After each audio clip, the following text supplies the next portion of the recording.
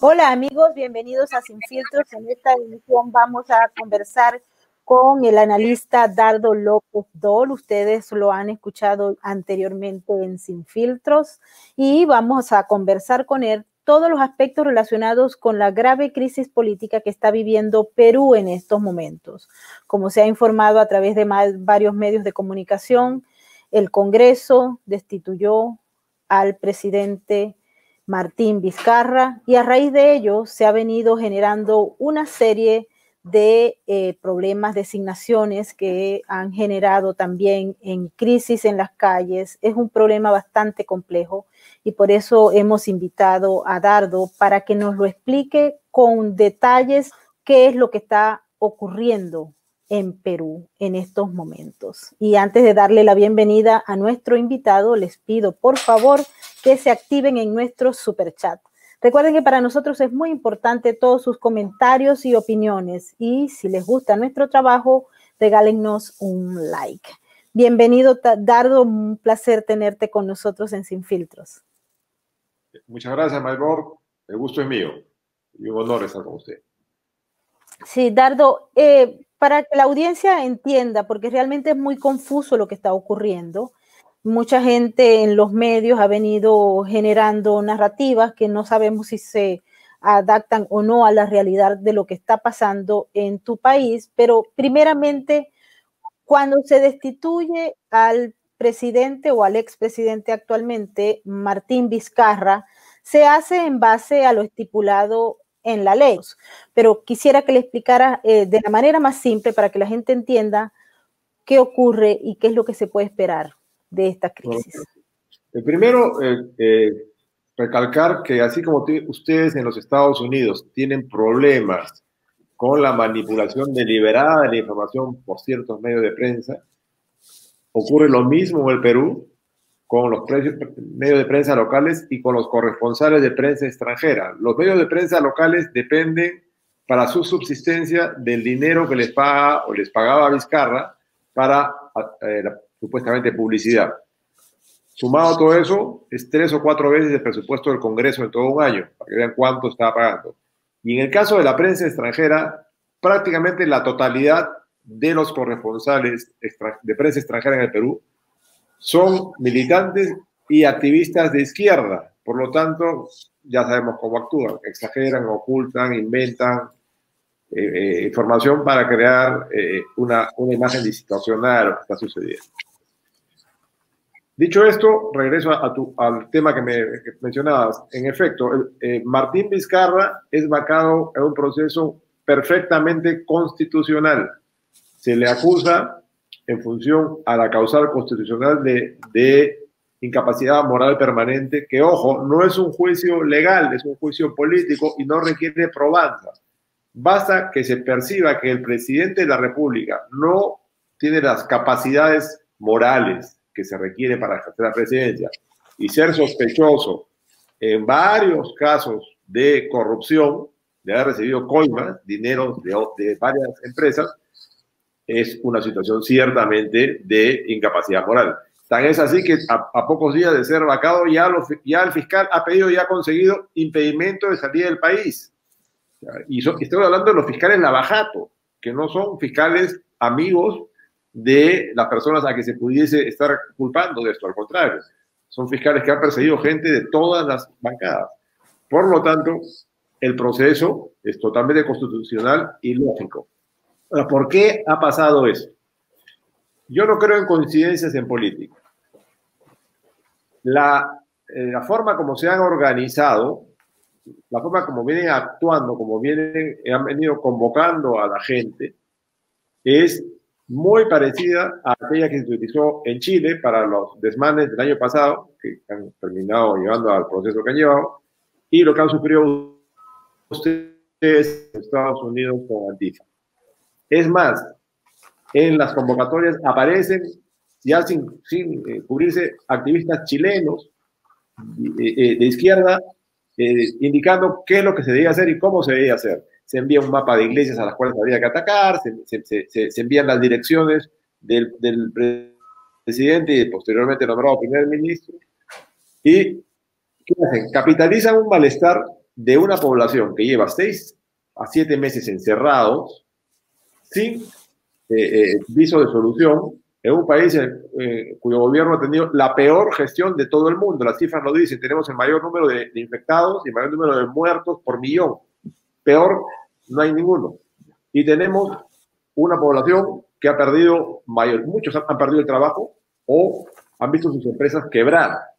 Yo te puedo decir, yo he estado sin facturación 6 meses y medio, y así la mayoría, porque se cerró todo. Hemos estado viviendo los que teníamos ahorros, y los demás comiéndose las uñas. En esa situación de malestar es muy fácil empujar a la gente y manipularlo. ¿Qué sucede? Ya el Congreso también está, como es natural, deteriorado. Su imagen estaba deteriorada.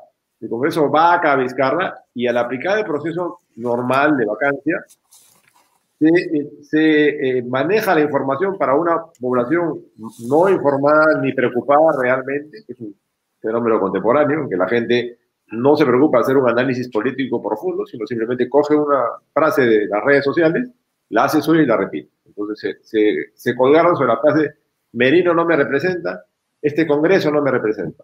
Pero ese Congreso lo eligieron ellos, o sea, el pueblo lo eligió. Hay que pensar y elegir bien. Y nadie se puso a pensar lo que iba a suceder si es que lograban lo que lograron, que fue hacer que Merino renuncie. Ojo, las protestas no han sido en ningún momento contra el gabinete ni contra los ministros, ha sido contra Merino, contra la designación del Congreso. ¿Y ahora qué sucede? Sí, dime, te escucho.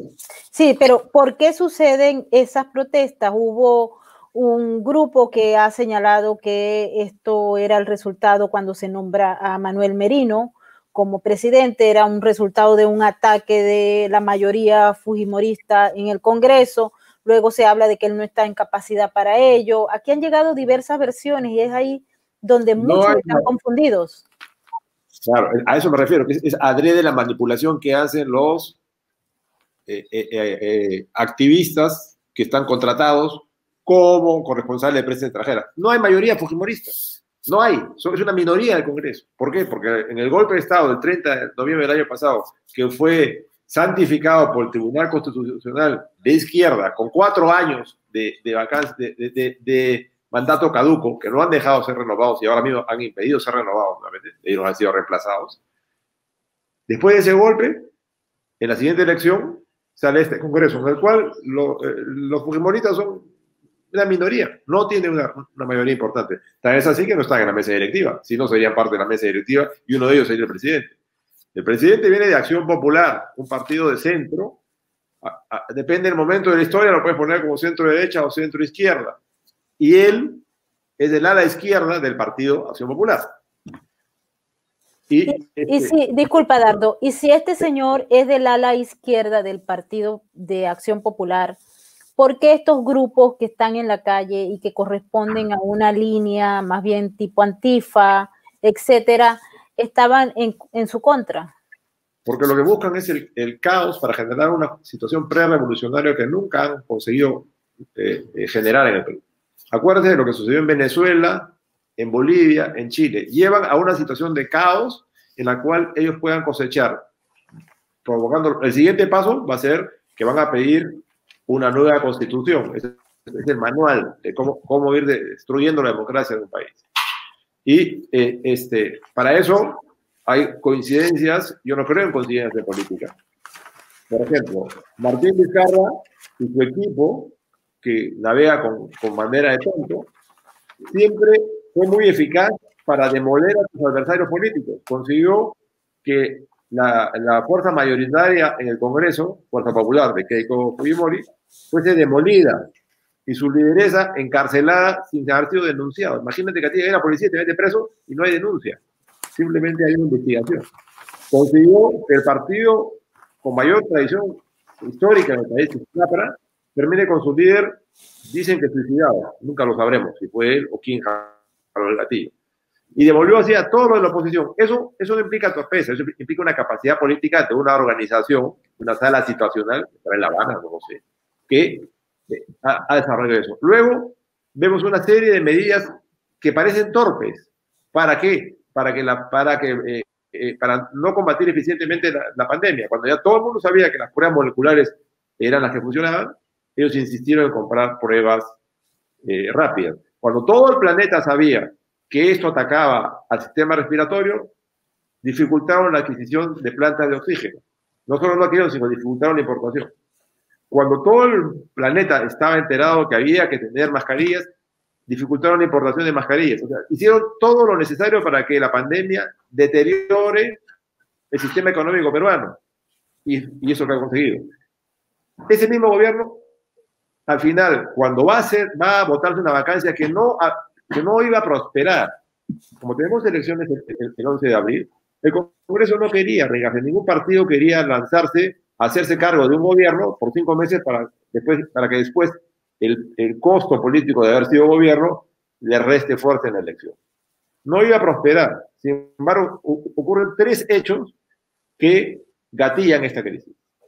Eso, en mi opinión, ha sido adrede, ha sido manipulado para generar la crisis. ¿Qué pasa? El día sábado, el presidente de la República permite que la policía allane las oficinas de la OMPE, que es la organización que maneja el proceso electoral. Eso generó una alerta en todos los partidos. Al día siguiente, el día domingo, también permite que la policía intente detener al presidente de uno de los partidos que está en el Congreso, a Luna. Cierto que su prestigio no es el mejor, pero que lo vayas a detener víspera de una votación del Congreso, claramente es percibido como una amenaza, como un intento de toma de rehenes. No contento con eso, cuando el presidente asiste el día lunes a lo que debió ser la presentación de sus descargos, ni siquiera responde, simplemente se dedica a amenazar a los congresistas y decir que los van a meter presos a ellos. La respuesta natural fue que en vez de 87 tuvo 105 votos en contra y lo vacaron. O sea, él exacerbó, incrementó las contradicciones, frase del manual marxista, para generar su propia vacancia. Y después, cuando sucede esto, él, como una mansa paloma, acepta y se va a su casa. O sea, estaba tranquilo. Había conseguido lo que como todo disciplinado militante había buscado. Es una orden de lo que había buscado y lo ha buscado. Entonces, ¿qué sucede? Después de eso, la gobernabilidad se hace prácticamente imposible. Eligen a Merino, Merino elige un gabinete presidido por un político con mucha experiencia, pero mayor, 78 años, que no logra entender la velocidad de la política contemporánea, se desconecta por unas horas de las redes y no se da cuenta de la velocidad con que esto avanza y se lo lleva de cuenta. Renuncia uno a uno los ministros durante la noche, renuncia finalmente y el presidente renuncia y lo deja a él en el aire. En el camino de esta protesta, durante las protestas, en la cual es cierto que son mayoritariamente pacíficas, eso es cierto, pero hay grupos que organizan esto y camuflan, infiltran grupos pequeños de 5, 6, 7 personas que van a generar los destrozos. Lo mismo que ha pasado en Estados Unidos con Antifa, lo mismo que ha pasado en Chile, lo mismo que pasó anteriormente en Francia con los chalecos amarillos, es una metodología. Y con esa metodología empiezan a provocar a la policía. Entonces, ¿qué sucede? Por ejemplo, le lanzan rockets, cohetes, estos fuegos artificiales a la policía. Le lanzan ladrillos. Y en el transcurso de los enfrentamientos aparecen 2 muertos. Y de inmediato toda la prensa le adjudica los muertos a los policías. Uno de los muertos se ve en un video que está caminando con un balde que aparentemente tiene explosivos y canicas. Y de atrás lo impacta un rocket de estos que se usan en las fiestas, un cohete de arranque, un pirotécnico, impacta en el balde y obviamente explota y la bala lo mata. Las canicas, ojo, no es munición de plomo ni de goma, son canicas, lo matan. Sin embargo, ya la prensa armó toda la narrativa, ya es bien difícil de montarla, de que la policía lo asesinó. Hay heridos de arma pulso cortante. La policía no porta cuchillos. Y el otro herido recibe un disparo de atrás, al parecer. O sea, nada indica que haya sido la policía lo que le haya matado. Y aún si hubiese sido, no es el escenario de la marcha pacífica, sino el escenario a 500 metros de ahí, donde intentan asaltar el Congreso. Entonces, acá hay una manipulación deliberada. Estaban buscando muertos, ya los tienen, y están construyendo una narrativa de caos que los lleva al objetivo de la izquierda dentro del manual que están aplicando en toda la región de una nueva constitución. Y eso van a buscar. Por eso que hay gente en la calle hoy día todavía. Ahora, ¿qué sucede? El Congreso iba a designar ayer, estuvo a punto de designar como presidente del Congreso y por tanto presidente de la República a Rocío Silva Santisteban, autoconfesada comunista gramsciana y una vieja militante que ha defendido siempre los derechos humanos de los terroristas, nunca de las víctimas. Pero no consiguió la votación, hubo 2 votaciones, no la consiguió, y hoy día, en estos momentos, está votándose, de repente en este momento ya lo dijeron, no lo sé, y el nuevo candidato también es un viejo simpatizante del MRTA, un partido, una agrupación terrorista muy cercana a las FARC, y que además que integra con las FARC en la Comunidad Continental Bolivariana. Y como segunda, como vicepresidente, a una ex periodista también, que también ha ido radicalizándose en la izquierda. Quiere decir que si esa es la lista, al final vamos a tener un simpatizante de terroristas como presidente de la República y una izquierdista radical como presidente del Congreso. A pesar de que es una minoría. Sí. Explícanos algo. ¿Es una minoría? ¿Quiénes son los que están votando en el Congreso para que se produzca el nombramiento de una persona como, por ejemplo, esta señora Rocío Silva, que tiene una amplia experiencia en la defensa del marxismo? Hemos visto muchas de las informaciones que han surgido, artículos de prensa que ella ha escrito, en la que no cabe duda que la mujer está formada dentro de una línea de la izquierda. Pero estos otros personajes, ¿quién los designa? ¿Por qué hay esa coalición que apoya y logra la mayoría para nombrar a estos individuos? ¿Qué sucede? La izquierda es minoritaria en el Congreso porque el pueblo no vota por la izquierda. Pero la izquierda votó en contra de la vacancia.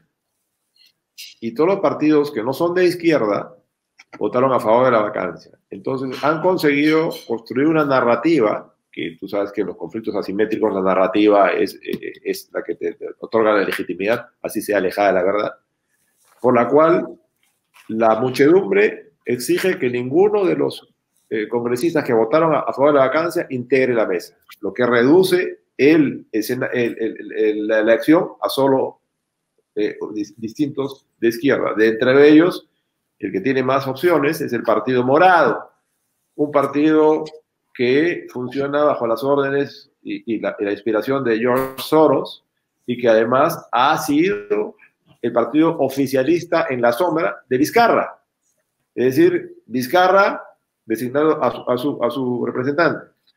Y eso es lo que están empujando. Entonces, estamos en una situación muy compleja porque si se elige a un congresista, porque tiene que ser un congresista el presidente del Congreso, que a su vez va a asumir la presidencia de la República, que haya votado por la vacancia, va a ser muy fácil agitar a la gente nuevamente. Y si eligen a uno que votó en contra de la vacancia, va a ser un comunista. Y este comunista, ¿qué va a hacer? Puede intentar aplicar rápidamente las posiciones, las normas que le permitan llegar a donde quiere llegar. Y eso también puede ocasionar una reacción mayor en las calles. Lo que hace que... Sí. Una pregunta para que la gente esté clara, porque veo que hay muchas preguntas que muestran.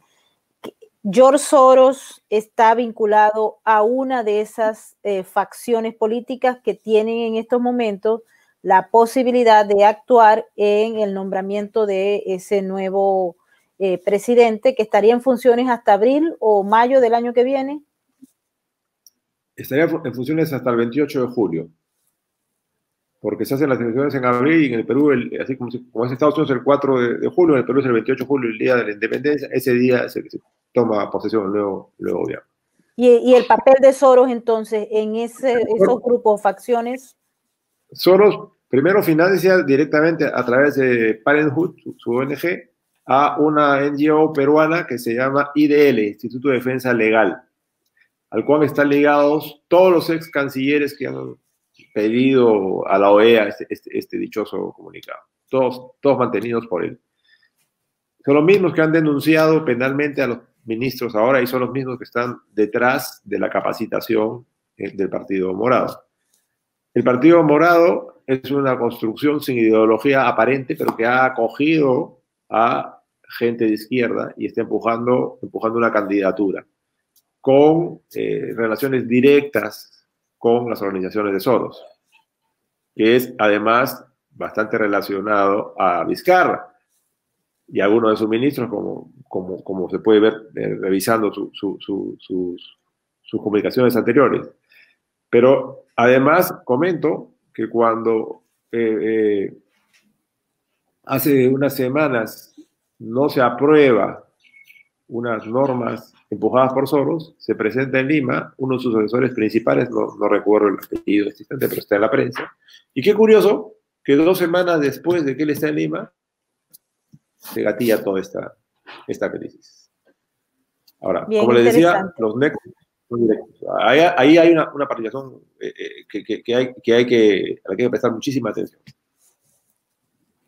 Sí, y en ese caso, hoy o esta semana se vislumbra quién va a ser el nuevo presidente, tomando en cuenta que hay una discusión, en las calles hay una insurgencia activa, acompañada por un grupo de personas que muy probablemente no tenga idea de que están siendo utilizados para este tipo de proyectos que no van para nada en beneficio del Perú y de los ciudadanos que conforman esa gran sociedad. Entonces, ¿qué se puede hacer? ¿Cómo ves tú que una vez que se vislumbre esto, quedan prácticamente, serían 7 meses de que esa persona esté en el poder, y 7 meses es un tiempo bastante posible para que o se escalen el conflicto, se lleve a una reforma constitucional o que se vayan a tomar otro tipo de acciones que sean un poco más radicales, ¿no? Primero tenemos que ser conscientes de que ellos ya tienen el control de la OMPE y del Jurado Nacional de Elecciones, así que está en riesgo la credibilidad del proceso electoral. Segundo, tienen el control del Tribunal Constitucional, puesto que han impedido que los funcionarios cuyo mandato en el Tribunal Constitucional ya caducó hace 4 años sean reemplazados. Entonces, con el control del Tribunal Constitucional y del Poder Electoral, cualquier cosa puede pasar. Y es la metodología que han aplicado en Venezuela, en Bolivia, en todas partes donde han estado. Es un plan tal cual. Está escrito, o sea, no hay que adivinarlo. Es la metodología que vienen a aplicar. Ahora, sí, es cierto, se queda hasta el 28 de julio. Y hay algo adicional, que quisiera hacer una matemática muy sencilla. El Perú tiene 30 millones de habitantes. Lima tiene cerca de 11 millones de habitantes. Las marchas en Lima han congregado alrededor de 25.000 personas. Que digamos que sean 50.000 a nivel nacional. Estamos hablando de un porcentaje inferior al 1% de la población. Yo he visto marchas mucho más masivas y las he visto con mis propios ojos. Yo he visto la marcha de Con mis hijos no te metas, he visto la marcha por la vida, y en la marcha de Con mis hijos no te metas se consiguió 1 millón de personas en la calle. En la marcha por la vida, igual. Ahora, lamentablemente tenemos ahora un cardenal de izquierda, nombrado por un papa de izquierda, que se opone a la reedición de las marchas. Entonces, no se puede decir que 50.000 personas en la calle representen un país de 30 millones de habitantes. Y si hablamos de una ciudad como Lima, que tiene 11 millones de habitantes, o 10, 20.000 personas en la calle, no con mayoría. Yo he visto mayoría, yo he visto la marcha de 4 judíos, y eso es la marcha, cuando la gente toma las calles. Yo era mucho más joven y estaba en la calle, o sea, la comparación no es factible. Sí, es emotiva, sí. Y además ha habido muchos grupos organizados, ya han estado todas las organizaciones de izquierda. Además, calculemos algo. Se estima que el número de ONGs o NGOs que viven de la plata del gobierno, vía Ministerio de Educación, vía Ministerio de Cultura, vía Ministerio de Ambiente, son más o menos 8.000.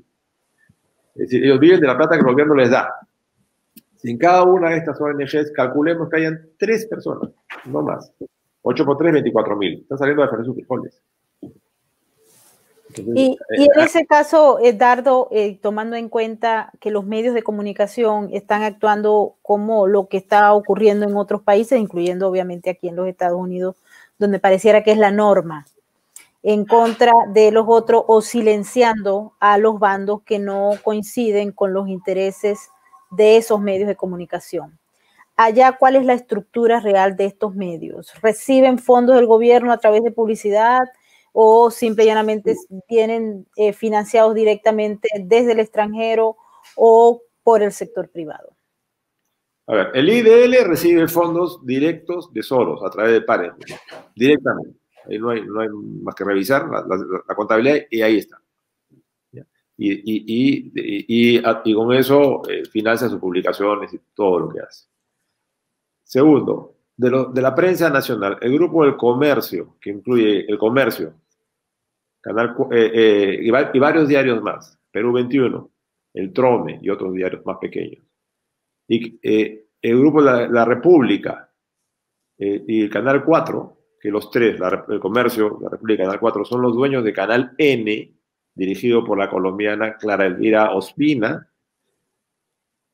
todos viven del financiamiento estatal. ¿Por qué? Porque toda la prensa mundial está perdiendo vigencia porque las empresas ya no gastan en publicidad en los medios porque la publicidad es más efectiva en las redes sociales. Es decir, ya es poca la publicidad que vende a través de la televisión, la radio, el periódico. Entonces, ante esto se han vuelto dependientes absolutos. Hay unas cifras que publiqué, si las ves en mi Twitter, las vas a encontrar. Es más o menos el 90 a 96% de sus ingresos proviene de la plata que el Estado, el gobierno les da en publicidad. Entonces, obviamente están defendiendo a su patrón. La prensa peruana está defendiendo a su patrón, porque les paga para sobrevivir. Ahora, yo no excluyo la posibilidad de que ocurra lo que ha ocurrido en otros países, que haya dinero de narcotráfico encubierto detrás. Porque donde existieran los bolivarianos, el narcotráfico reina. Entonces, yo no excluyo esa posibilidad. Y en el caso de los corresponsales extranjeros que hacen vida en Perú, ¿crees que exista también ese mismo alineamiento hacia esa narrativa, si se quiere, dominante en estos momentos, no solamente en Perú, sino a nivel internacional, y vuelvo a repetir, incluyendo a los mismos Estados Unidos? Creo, no, estoy seguro. Con muchos de ellos he conversado. Todos son militantes y algunos activistas de izquierda, que abiertamente ocultan hechos, exageran otros, los tergiversan, inventan, dicen cosas que no son ciertas.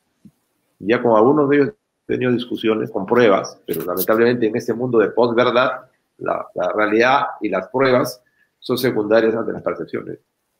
Sí son. La mayoría, si no todos, son activistas de izquierda que cambian la percepción. Esta mañana me han pasado un artículo de AP, de Associated Press, que presenta una realidad distinta, que oculta hechos.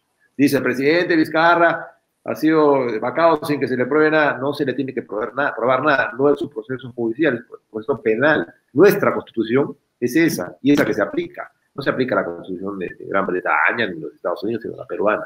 Y esa constitución lo permite. Y por esa constitución fue vacado.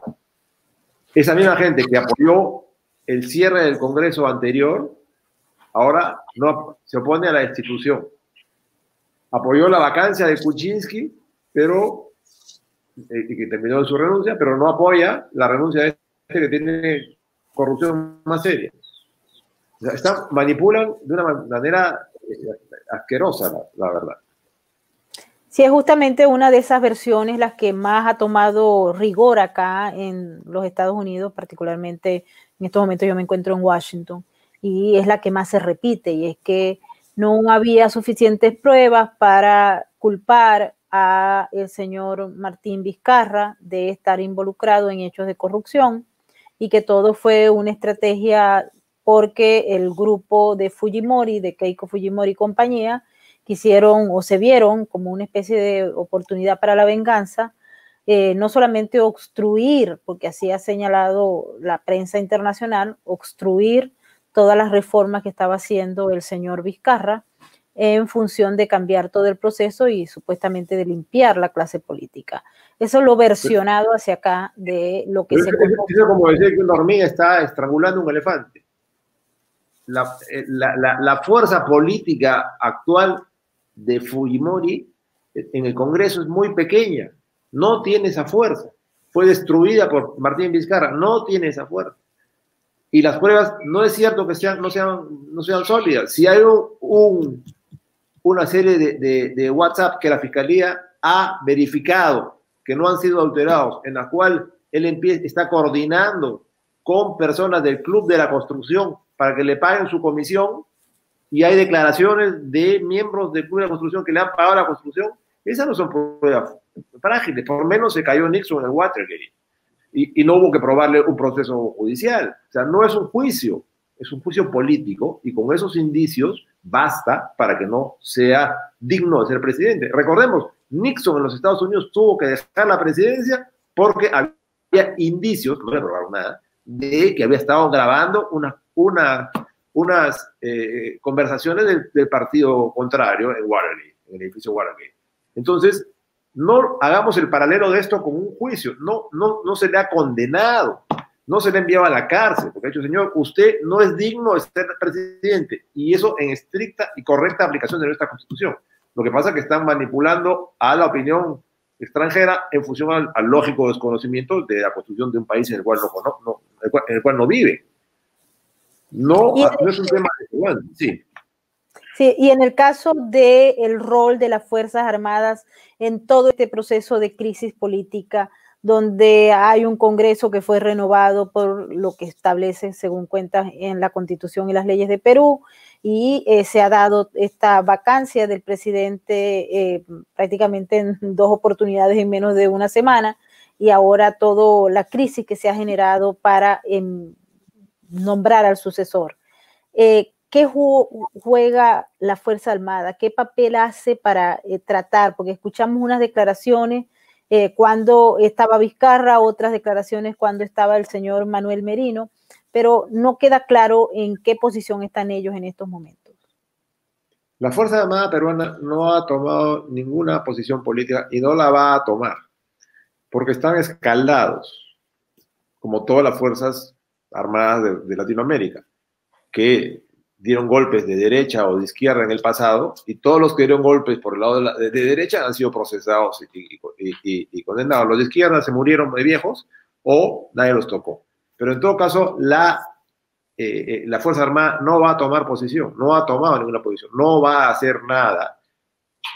Han estado simplemente cuidando que no se ataque a instituciones públicas, que es su función en un estado de emergencia como el actual, respaldar a la policía. Y no se han prestado ni se van a prestar. Difícilmente van a arriesgarse a ser procesados, pero ya ha pasado cuando apoyaron al gobierno de Fujimori, terminaron condenados y presos muchos de ellos, o fugados. Eso no lo van a hacer. O sea, es despertar el fantasma de la Fuerza Armada en el Perú, es no conocer la realidad contemporánea peruana. Lo que sí ocurre es que si se produce una situación de caos en las calles, tienen que salir y no se responde a las balas con besitos. Entonces, ahí sí puede haber un problema. Pero mientras no se rompa la Constitución, mientras no intenten disolver el Congreso, no intenten asaltar físicamente el Congreso, la Fuerza Armada no va a participar. No tiene ninguna posición. Y en función de esta crisis, Dardo, todo lo que son los actores regionales y suprarregionales, ¿han tenido alguna influencia dentro de este proceso o se ha mantenido simple y llanamente como un asunto local donde los actores internos son los que están moviéndose, a pesar que se conoce que esto es una estrategia que se ha puesto en marcha en la región, que tiene una cabeza y que tiene unos soportes y unos apoyos internacionales? Pero se ve con los socios que ya se conocen en el caso de Venezuela, por ejemplo, China, Irán, Rusia. ¿Qué hay de esos? ¿Quiénes son esos socios allá que están vinculados a esta estrategia? Bueno, no existe más la política exclusivamente local. La globalización no solo es económica, sino política. Los actores internacionales, como algunos estados, como China, Rusia, Irán, o los proxy, que son Venezuela y Cuba, que es el agente de inteligencia al mejor postor, están muy presentes, y voy a explicarlo por qué. Y además están los otros actores, que son millonarios, con mucho dinero, como Soros y otros más, que los conoces tú, también por el mismo problema tienen los Estados Unidos, que actúan muy intensamente. En el caso del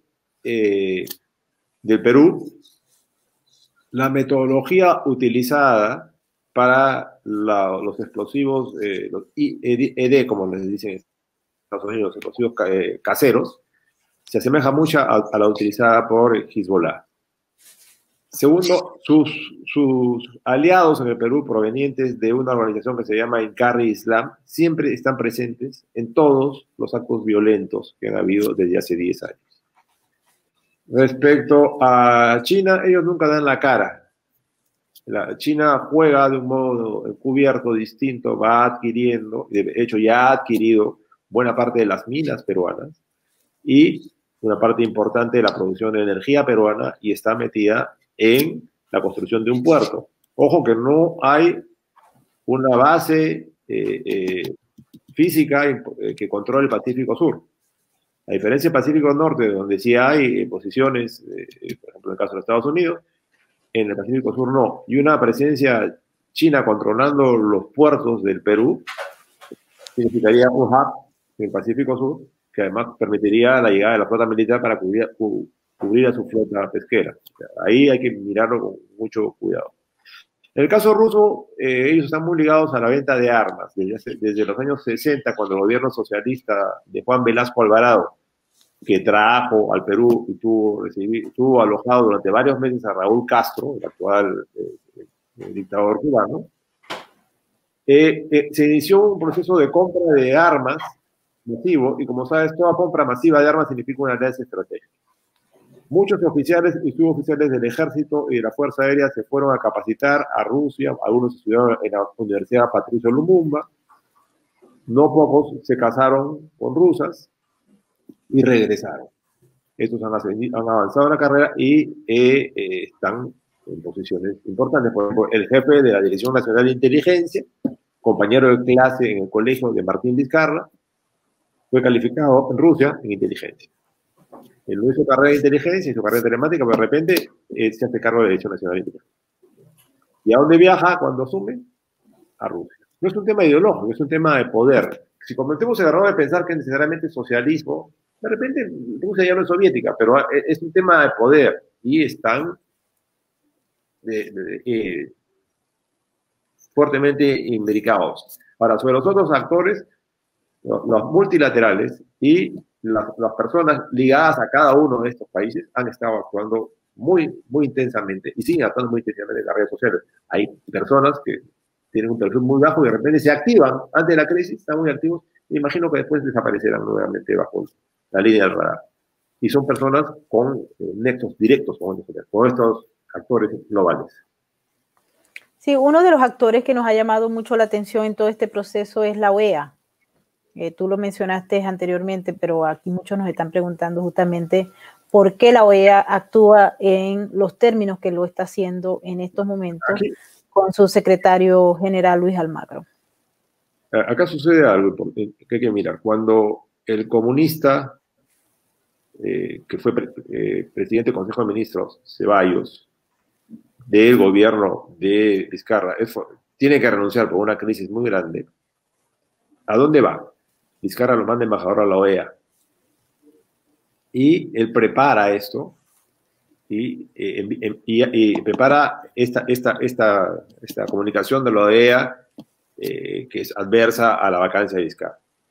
Coincidentemente, 5 o 6 ex cancilleres, todos de izquierda, algunos ligados a Rusia, otros ligados a Soros a través del IDL, otro que es un viejo militante de izquierda que anteriormente estaba en el Consejo de Derechos, en la Corte Interamericana de Derechos Humanos.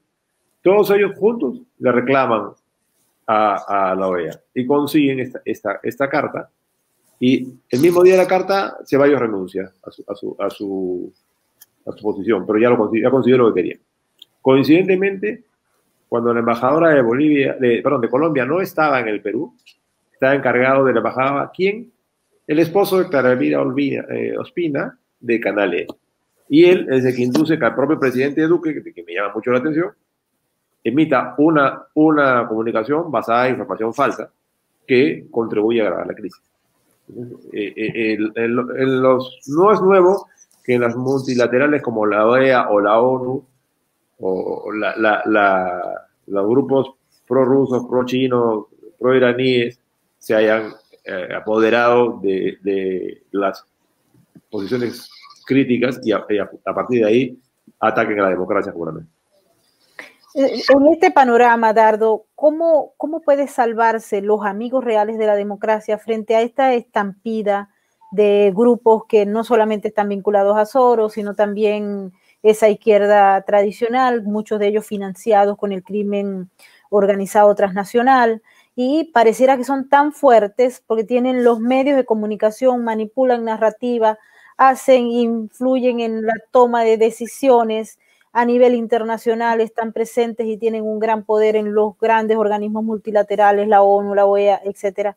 ¿Qué hacer? ¿Cómo proteger? ¿En qué vía se puede actuar para evitar que se concrete una arremetida de esta naturaleza? Ya no solamente en Perú, estamos hablando de Chile, estamos hablando de otros países, incluyendo los mismos Estados Unidos. Y coincidente con un intento de paso de explosivos por la frontera norte de Argentina y con un coche bomba en el Paraguay. Yo no creo en las coincidencias políticas. Bueno, nos llevan muchos años de ventaja. Esta organización de ellos tiene 40 años de subversión ideológica. Por lo tanto, han ganado posiciones y va a tomar tiempo de vencerlos. Es necesario entender que es un conflicto asimétrico en el cual lo que hay que conseguir es legitimidad. Hay que conquistar la narrativa y eso requiere un trabajo inteligente y coordinado a tiempo completo. Si yo busco invertir $1 millón, voy a buscar un experto en finanzas que me diga dónde debo invertir. Sucede lo mismo con la política. Estás enfrentándote no al cacique local, no al cacique que se creía llamado por Dios a solucionar los problemas de la patria y a refundarla. Estás enfrentándote a poderes globales muy grandes. Entonces no se puede pretender derrotarlos actuando como un amateur jugando fútbol en la liga del barrio. Aquí estamos enfrentando en las ligas mayores. Entonces se requiere una organización, entender que las primeras batallas no las van a ganar. Se requiere unidad, elegir los campos de batalla, es un conflicto asimétrico, a ver dónde se puede ganar, cuáles son los elementos que todavía dan la mayoría para los defensores de la democracia. La mayoría peruana no es marxista, no es socialista, es furiosamente capitalista. Lo que pasa es que en lo moral les han ganado la narrativa, pero en su comportamiento cotidiano son capitalistas puros. Entonces es necesario recuperar eso, es necesario unificar esfuerzos detrás de una sola candidatura, ceder a aspiraciones personales y empujar candidaturas, aún sabiendo que puedes no ganar una primera elección, pero empezar a ganar posiciones en el Congreso. Hay que dar la batalla en la prensa. La educación ha caído en manos totalmente de ellos. Desde los años 60, poco a poco fueron tomando el control y hoy día Patria Roja, desde hace ya más de 20 años, controla totalmente el Sindicato de Trabajadores de la Educación. Igual sucede con la Federación Nacional de Trabajadores de Salud. Y controlan con esto el magisterio, es decir, ellos son los que le enseñan a los niños la historia como se la quieren enseñar. Pasa a la universidad y la mayoría de la universidad ha sido tomada por ellos. Como la cátedra no paga bien, los mejores profesionales, los más capacitados, rara vez quieren ir a la cátedra. Hay algunos que son personas con una vocación de servicio superior y se dedican a la cátedra, pero la gran mayoría provienen de la izquierda. ¿Y cómo funciona esto? Los contratan con profesores a tiempo completo, les pagan por funciones administrativas o como a tiempo completo, cuando en realidad no hacen trabajo de investigación. Ellos subcontratan a juniors o alumnos que hacen el trabajo, ellos lo firman y por eso cobran, y su tiempo está dedicado a labores de subversión política. Entonces hay que entender que eso es lo que están haciendo. Entonces, ¿qué sucede? Lo mismo pasa con el clero, han tomado el control del clero y hasta el arzobispado peruano. Entonces, ¿qué sucede? Forman generación de personas a las cuales les han enseñado a pensar de determinada manera, en determinadas categorías, y les han cambiado hasta el lenguaje. O sea, ya el médico no se llama médico, sino se llama profesional de la salud. Entonces, cuando una concepción no la pueden cambiar, porque es muy claro lo que es, cambian el nombre y lo van llevando hacia lo que ellos quieren. Reemplazan la justicia por la equidad. La justicia es darle a cada uno lo que merece.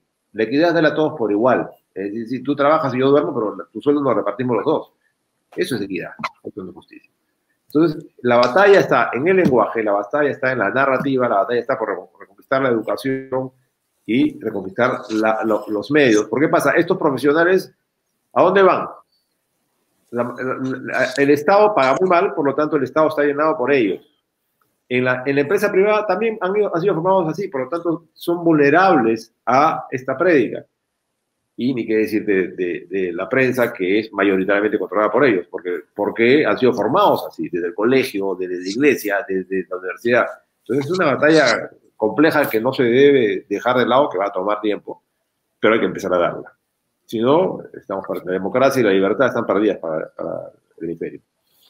Y en ese sentido, ¿tú crees que exista entonces, porque ellos han avanzado por más de 4 décadas, en la implantación de este modelo y en la subversión, no solamente urbana, sino que se maneja ya a nivel de todo el país?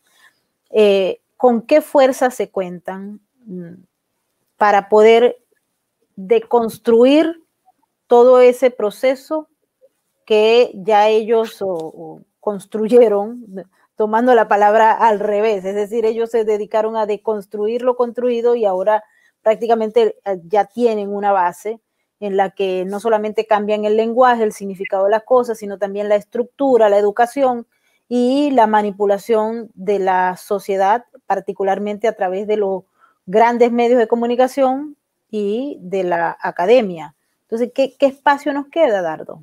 ¿Y quiénes son esas personas?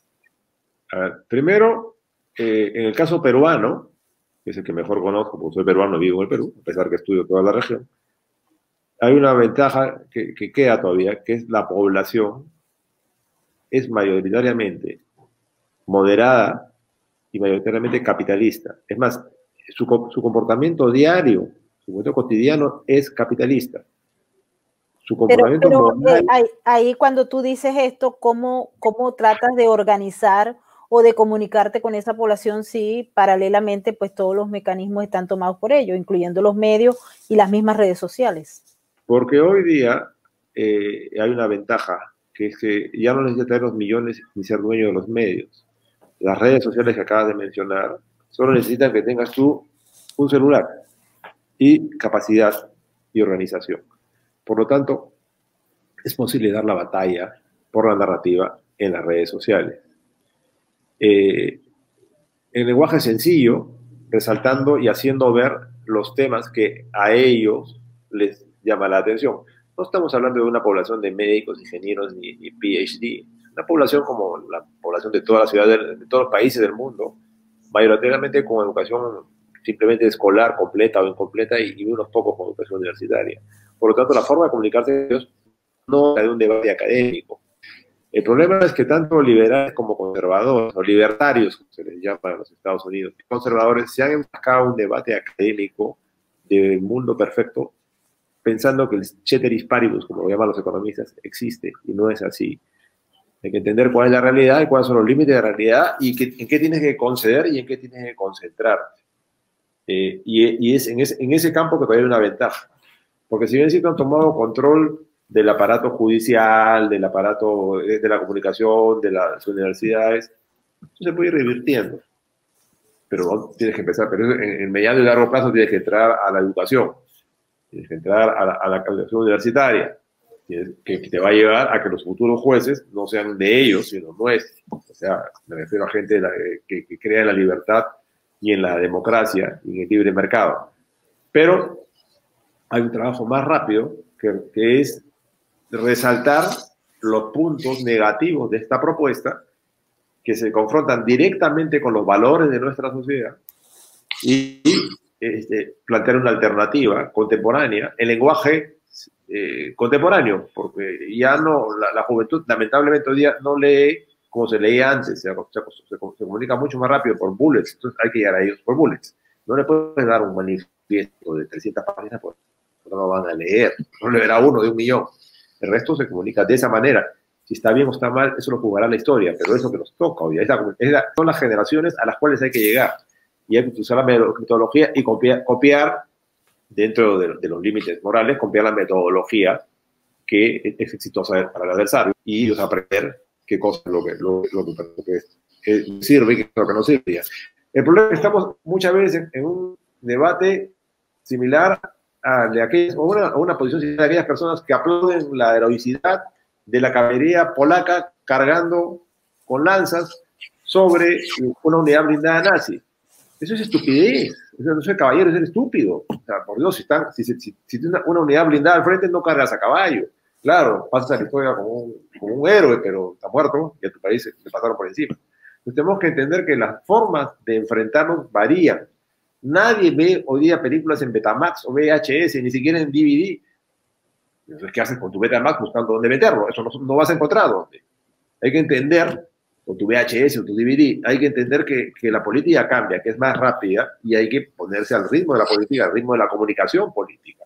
Y que la batalla es por la narrativa, que es importante tener un trabajo de inteligencia, de anticipación, de planeamiento de escenarios, porque los escenarios pueden moverse muy rápido, y de comunicación política. Y ahí estamos fallando hasta ahora. Hay personas, sí, hay líderes que pueden encontrarlo, y la izquierda ya los detectó e intenta minimizarlos de inmediato. En cuanto aparecen, lo intenta minimizar o ridiculizar, y para eso utilizan los parados de prensa. Entonces, esos líderes de repente no aparecen en las encuestas, o no aparecen como con la votación que podrían tener, y eso no te lo tengo que explicar. Así que eso está pasando. En el caso peruano, de repente una persona que yo veo que tiene en la calle, convoca en un pueblo pequeño a 10.000 personas, no aparece en las noticias.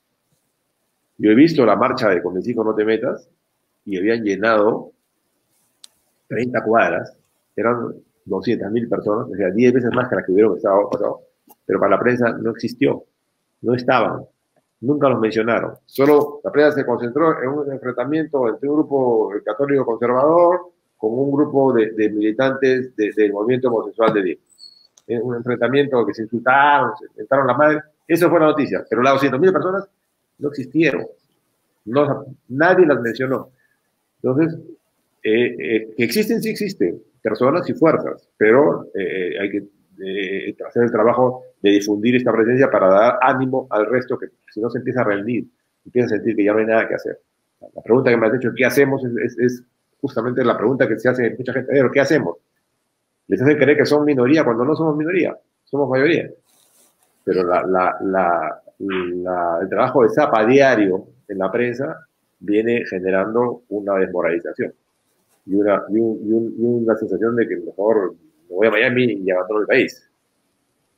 Sí, esa es justamente las palabras o escenarios que hemos visto en los últimos días acá mismo en los Estados Unidos. De hecho, a mí me ha tocado cubrir y hacer en vivos a través de mis redes sociales de eventos que van contra la narrativa que se quiere imponer, y de inmediato no solamente dice que son falsos, a pesar de que uno está allí, está hablando y está mostrando, sino también empiezan a decir que están siendo manipuladas las imágenes, o se niega lo que está ocurriendo, o simple y llanamente se dice que lo que ocurrió se debe a una provocación por parte de los que estaban allí y no de los que llegaron a violentar todas esas actividades. Acá lo estamos viviendo en vivo, y sé que muchas de las personas que nos están viendo en estos momentos también lo han sentido.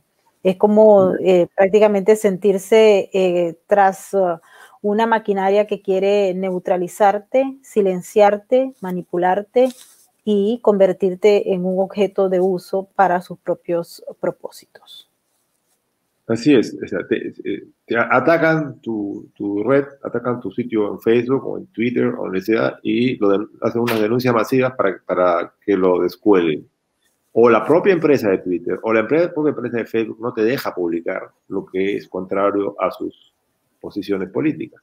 Entonces, es como si el cartero decidiese cuál de tus cartas te entrega, o la compañía de teléfono decidiese con quién puedes hablar y con quién no puedes hablar, y qué puedes decir tú por teléfono. Eso es lo que está pasando.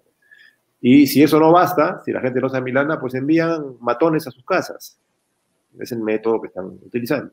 El fin de semana mandaron matones a algunas casas y han descolgado a un periodista que no es gobernista, simplemente dijo las cosas claras, tal cual son. Tampoco es un periodista conservador. Sin embargo, no les gustó y le tumbaron el Twitter. Sucede esto, sucede también la negación de cosas que ocurren, los ataques masivos de los bots y de los trolls en las redes, que de repente tú puedas saber y esta persona tiene 3 seguidores, 8 seguidores, 100 seguidores. Eso no existe. Es alguien que ha generado múltiples personalidades y está atacando haciendo parecer que son muchas personas.